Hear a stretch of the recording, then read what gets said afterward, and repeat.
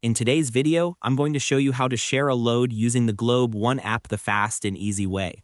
Whether you're helping a friend who just ran out of data or you simply want a quick method to send load without the old share a load feature, this simple step-by-step guide will walk you through everything you need to know. First, open your Globe One app and go to the main home screen.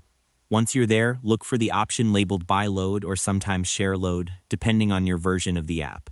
Make sure to follow along carefully so you don't miss any details. The layout is usually simple, but staying attentive helps you avoid sending load to the wrong number. Next, click on the Buy Load section. You'll see several options that help you choose amounts, promos, and payment methods. Follow the on-screen instructions as they appear. They're designed to be user-friendly, so there's nothing too technical to worry about. Now go ahead and enter the recipient's 11-digit Globe or TM number.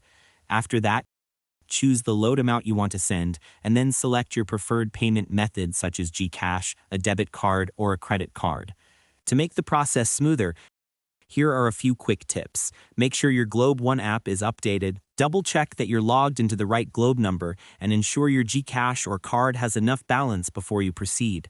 Doing this beforehand can save you time and help prevent unnecessary issues. Once you've selected the amount and payment method, confirm the transaction using your PIN or the app sent to your phone. After that, you should be able to send the load instantly without any interruptions. It's also a good idea to double-check the confirmation screen and wait for the SMS notification from Globe.